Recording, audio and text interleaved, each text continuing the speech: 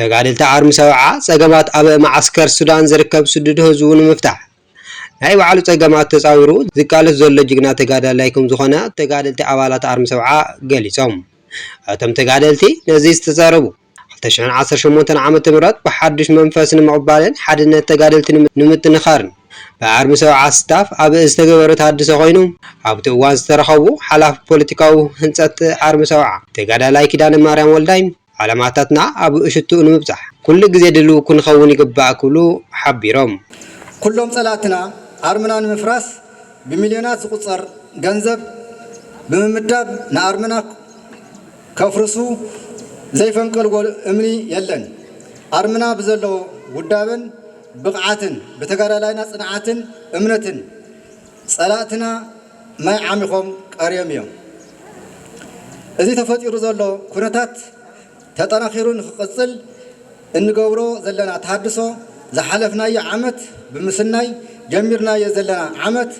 2018 ኣቆጻጽራ ግእዝ ድማ ናይ ዓወት ዓመት ክኾነልና እናተመነና ዓርሚ ሰብዓ ከም ብረት ሓድነትና ዝጠንከረ ጽንዓት ወጽዓን ጸገምን መንከራን ብጽንዓት ሓሊፍና ካብ ናይ ባዕልና ጸገም ናይ ህዝብና ጸገም ኣቐዲምና ኮታስ ኩሉ ጸገማትና ተጻዊርና ብጽንዓት ንቃለስ ዘለና ጀጋኑ ተጋደልቲ ኢና እሞ ዕላማና ኣብ ሽቶኡ ክንብጽሖ ካብ ጸላእትና ብኣተሓሳስባን ብብቕዓትን በሊጥና ክንርከብ ይግባእ ከም ተጋደልቲ ካብ መረቦቱ ዝተባታተነ ህዝቢ ትግራይ ናብ መረቦቱ ንኽምለስ ሎሚ እውን ከም ትማሊ ጸኒዕና ክንቃለስ ይግባእ ክብሉ ገሊጾም ዝኸበርካ መዘና ኣልቦ ዝኾንካ ህዝብና ኣንጻር ጀኖሳይድ ወራርን ጠጠው ኢልካ ንመንነትካ ኣይገዛእን ባህላይ መርኣያ ነጻነትን ፍትሕን ኮይንኻ ካብ ኣብራኽካ ዝወፁ ተጋደልትኻ ድማ ኩሉ ክትገብረሎም ዝግበአካ ጌርካልና ኢኻ ሕዚ እውን እናገበልካልና ኢኻ እሞ ንዓኻ ሰላምካን ነጻነትካን ክንከፍሎ ዝግበአና ክቡር መስዋዕት ክንከፍለልካ ድልዋት ኢና ንህዝብና ውሕስነት ብዘረጋግጽ መንገዲ ዓርሚ ሰብዓ ዓርሚ ኣመራርሓና ዝሃቡና ልኡኽ ሽቱኡ ንኽበጽሕ ለይትን ቀትርን ንጽር ዘለና ምዃንና ግልጽ እዩ እቲ ዋና ልኡኽና ድማ ኣብ ስደት ዘሎ ህዝብና ናብ መረቦቱ ምምላስን ብሓይሊ ዝተመንጽዐ መሬትና ናብ ቦትኡ ኣትዩ ዘይተሸራረፈት ትግራይ ውሕስቲ ምግባርን እዩ ኣብቲ ተሃድሶ ላዕለዎት ኣመራርሓ ዓርሚ ሰውዓን ካብ ስደተኛ ህዝቢ ማዓስከር ሓሸዋ ተወከልቲ ዝተረኸቡ ኮይኖም ነቲ ቃልሲ ካብ መፈለምታ ጀሚሮም ደገፍቲ ንዝኾኑን ኣሃዱታትን ናይ ምስጋና ምስክር ወረቐት ተዋሂቡ እዩ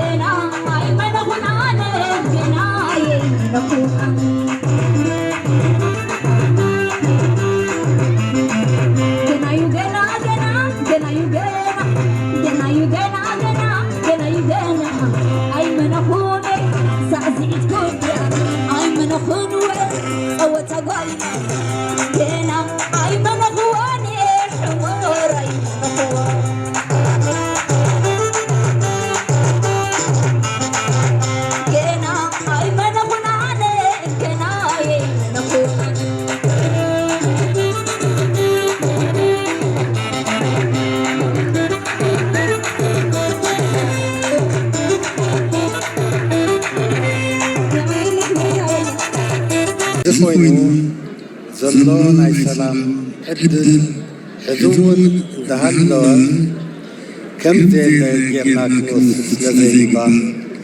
ናይ ሰላማውን ፖለቲካውን መፍትሒ መንገዲ መሊሉ ዝተዓፀወ ስለዘይኮነ ሕዝውን እዚ ሰላማውን ፖለቲካውን ኣማራፂ ብናይ በዓልና መገዲ ኣጢና ከይመውት ብዕቱ ክንሰርሕ ኣለና። እዚ ኣማራፂ እዚ ብባዕላዊ ስምዒትን ድሌትን ዝዕፆ ዝኽፈትን ጌርካ ዝረኣይ ዝውሰን እንተይኮነስ መላእ ሕብረተሰብ ዘገድስ ስለዝኾነ ዝመኽረሉን ሰላማዊ መገዲ ብዝለዓለ ተደላይ ውፅኢት ከምፅእ ዘይተኣደነ ፃዕሪ ክገብረሉን ዝኸውን በዚ መሰረት ብባዕልና ዘዲድና ንጅምሮን ንኣቶን ኩናት ከም ዘይህሉ ኣብ ግምት ኣትዩ ሕብረተሰብና ተረጋጊኡ ዕለታዊ ተግባራቱ ከስልጥን ብወገን መንግስቲ ፌደራል እውን ናብ ትግራይ ዳግም ንምውፋርን ኩናት ንምውላዕን ምክንያት ዝኸውን ነገር ከም ዘየለን ብትግራይ ዝጅመር እውን ከም ዘየለን ኣብ ግምት ብምእታው